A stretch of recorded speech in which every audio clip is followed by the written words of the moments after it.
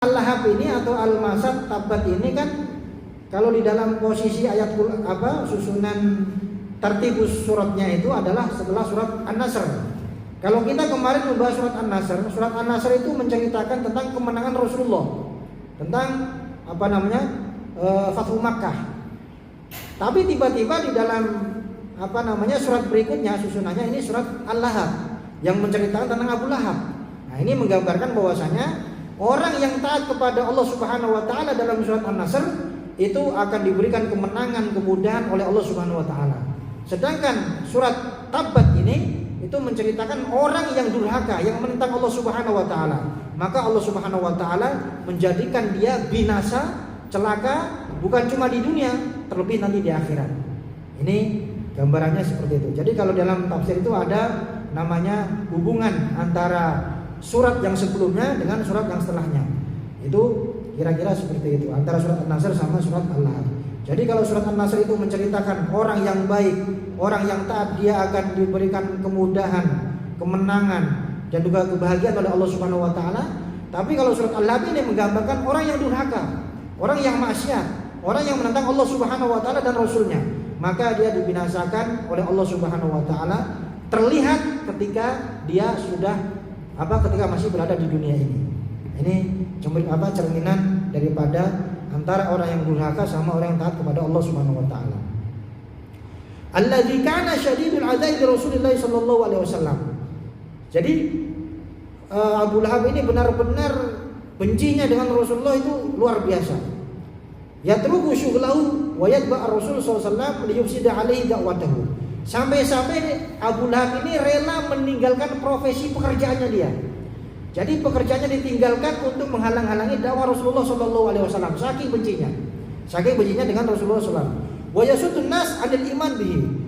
Dia menghalang-halangi manusia, orang ini supaya tidak mau ikut kepada Rasulullah SAW. Jadi ketika ada orang yang datang ingin tahu Nabi Muhammad seperti apa yang disampaikan itu dihalang-halangi. Gak usah, kamu gak perlu datang kepada Muhammad. Dia itu orang gila. Dia itu ngomongnya gak jelas. Gak usah datang kepada dia. Nah, itu kata Abu Lahab.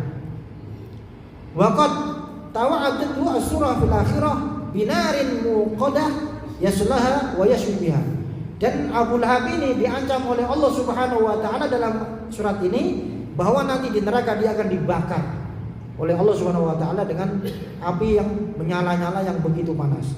Nah, ini kemarin kita kalau bapak-bapak yang sering lihat medsos itu, ya na'udzubillah, itu ada orang-orang yang mempermainkan neraka. Ya, yang tahu mungkin di TikTok itu, hari pertama di neraka, dia sambil ketawa-ketawa. Astagfirullah. Ini termasuk melecehkan agama Allah Subhanahu wa taala. Ini seakan-akan dia ini merendahkan Allah Subhanahu wa taala. Itu cerminannya orang yang seperti itu bisa kita lihat dalam surat dalam surat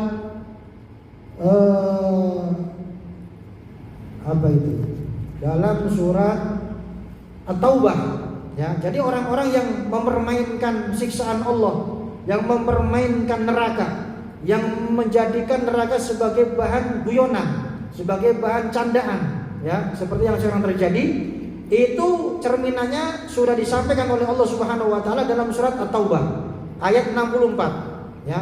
Allah sampaikan, a'udzubillahi minasyaitonirrajim, yahzarul munafiquna an tunazzala 'alaihim suratun tunabbihum bima fi qulubihim qul istahzi'u innallaha mukhrijum ma tahzarun. Kata Allah, orang-orang munafik, orang-orang kafir, orang-orang munafik, orang-orang yang maksiat kepada Allah, mereka ini khawatir. Yahzarul munafiquna an tunazzala 'alaihim suratun tunabbihum bima fi qulubihim. Jadi mereka ini khawatir, takut kalau Allah Subhanahu wa taala menurunkan surat yang akan menyindir mereka ini. Jadi seperti misalnya Allah Subhanahu wa taala sampaikan, orang yang taat kepada Allah maka dia akan dibalas surga. Orang yang bermaksiat kepada Allah maka dia diancam dengan neraka. Maka orang-orang yang bermaksiat ini, orang-orang munafik ini, mereka khawatir kalau nanti Allah menurunkan ayat yang berkaitan dengan siksaan itu. Maka apa kata Allah? Qul istahzi'u, silakan kalian mempermainkan apa yang disampaikan oleh Rasulku, oleh Nabi Muhammad tentang neraka, tentang siksa-siksa kubur. Silakan kalian jadikan bahan candaan. Qul istahzi'u innallaha mukhrijum ma tahzarun. Sungguhnya Allah Subhanahu wa taala nanti akan menampakkan ya apa yang mereka khawatirkan. Silakan sekarang bercanda tentang neraka di dunia ini, tapi nanti rasakan ketika sudah Allah masukkan di dalam neraka. Ini terjadi Pak sekarang ya.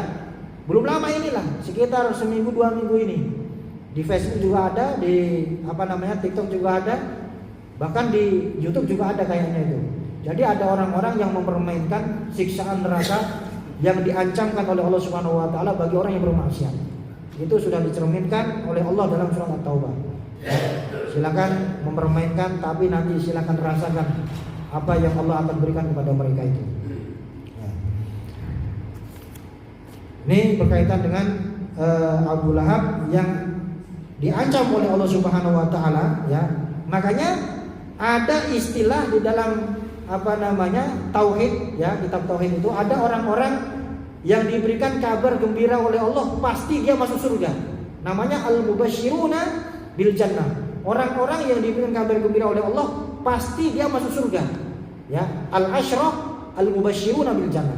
Ada 10 orang yang dijamin oleh Allah pasti dia masuk surga. Ya di antaranya ya khalifah 4 itu, Abu Bakar, Umar, Utsman, Ali ya. Dan termasuk Hasan Husain juga itu termasuk orang-orang yang dijamin oleh Allah Subhanahu wa taala masuk surga.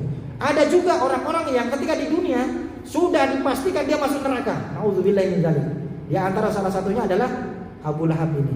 Ya, Abu Lahab ini disampaikan dalam surat Al-Lahab ini bahwa termasuk orang yang nanti dia akan dibakar api neraka di akhirat oleh Allah Subhanahu wa taala karena perbuatan kemaksiatan menentang Allah dan juga Rasulnya. Secara bahasa al-lughah tabbat halakat wattabaq al-halak wal khusran wa minhu qaulu ta'ala wa ma kaidu fir'auna illa fi tabab fatabban lilladzi sana'u zatul lahab. Jadi tabat itu bisa diartikan secara bahasa al-halak kerusakan, kebinasaan, al-khusran kerugian ya. Kerugian, kebinasaan, celaka, itu semuanya bisa diartikan kepada arti daripada tabat ini.